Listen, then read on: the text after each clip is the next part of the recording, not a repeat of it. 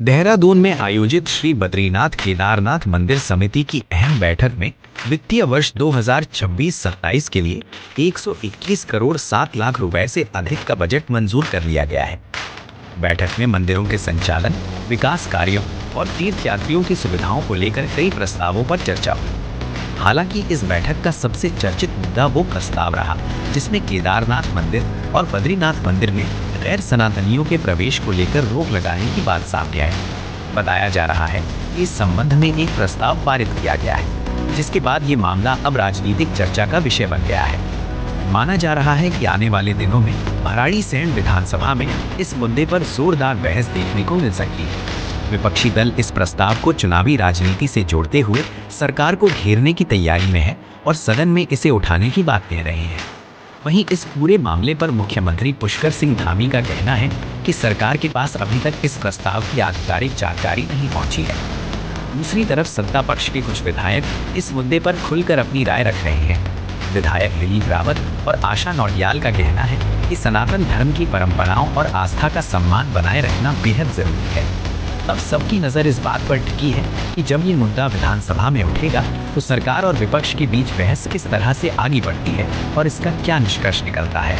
केदार मंदिर ने क्या फैसला लिया है अभी पूरी तरह से सरकार के पास नहीं आया है, लेकिन हम लोग एक्टिव देखेंगे। सरकार की जो वहाँ पर स्टेक होल्डर्स और बद्री केदार मंदिर समिति और हमारे तीर्थ पुरोहित और जो एक्ट हैं पहले से मान्यताएं हैं, उन सबका अध्ययन करेंगे। उसके बाद इस पर ये मंदिर में जो भी आता है आस्था से आता है और केदारनाथ दुनिया के आस्था का केंद्र है, श्रद्धालुओं का केंद्र है। तो मंदिर के अंदर अगर मंदिर बीकेटीसी ने निर्णय लिया है तो मैं उनके निर्णय का स्वागत करती हूँ, क्योंकि इस बात को मैं भी पिछली बार मैंने भी कहा था कि मंदिर में गैर हिंदुओं पे प्रतिबंधित होना चाहिए। तो निश्चित तौर पर उन्होंने निर्णय लिया, स्वागत योग्य है। मैं बहुत बहुत धन्यवाद। मैंने अभी ये नियम देखा नहीं है, किसने कहा, मैंने अभी के बारे में ध्यान से देखा नहीं, लेकिन मेरा कहना है कि जो मंदिर परिसर है, मंदिर परिषद में आने से ज़्यादा इस बात पर ज़्यादा ध्यान देना चाहिए कि जो भी मंदिर में आ रहा है वो हमारे नियम और कानूनों को और हमारे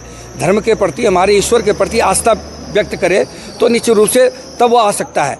अन्यथा बिना गैर हिंदू को आने के लिए वहाँ पर प्रतिबंध होना चाहिए।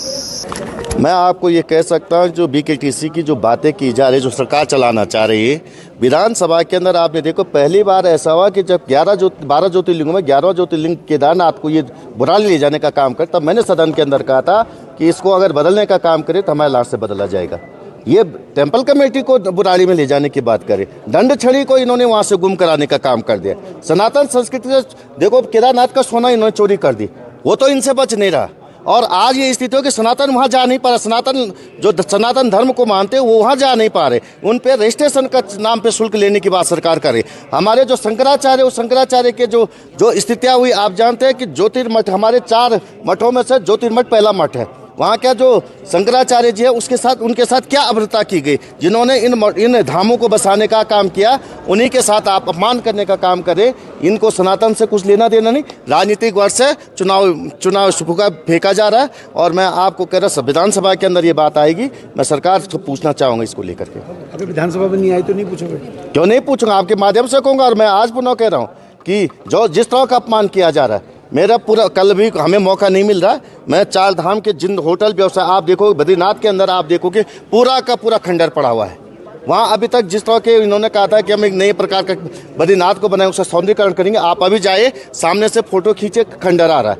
वहाँ सीवरेज की व्यवस्थाएं नहीं की गई, वहाँ 4 धाम की अव्यवस्थाएं हो रखी है। होटल व्यवसायों के लिए वहाँ पर 9.5 मीटर के आसपास की जो व्यवस्था, 6 मीटर के आसपास की व्यवस्था कि उन होटलों को बनाने का काम नहीं किया जा रहा। ये तमाम चीज़ें व्यवस्थाएं की जा रही है, उस व्यवस्थाएं उनसे बन नहीं पा रही जिसके लिए वो चुने गए हैं, वो व्यवस्थाएं करें। और जो ये इन्होंने किया, मैं कहता हूँ कि आप सनातनियों को तो कम से कम आने दो, उन लोगों को तो आप सुबह व्यवस्थाएं दीजिए। लोग वापस जा रहे हैं, लोग कई दिन गुजार रहे हैं, उसके बाद भी नहीं। ये मैं सभी धर्मों का आदर करता हूँ, मैं भी चाहता हूँ मेरे धर्म का आदर हो और मैं भी दूसरे धर्मों का आदर करता हूँ। जहाँ अनावश्यक प्रवेश की मैं नहीं मानता कोई ज़रूरत है तो, लेकिन इस आदेश या इस प्रस्ताव के पीछे आप मंशा देखिए। ज्यों चुनाव आ रहे हैं और भारतीय जनता पार्टी की सरकार जनता के बीच में अनपॉपुलर हो रही है और नमामि गंगे जैसे मामलों में इनकी कमियां उजागर हो रही हैं कि गंगा जी की भी ये देख रेख नहीं कर पा रहे, अरबों रुपया बेकार जा रहा है और कहाँ जा रहा है ये भी एक बड़ा प्रश्न चिन्ह है। और प्रदूषित है इस टाइम गंगा जल, नमामि गंगे प्रोजेक्ट के बावजूद।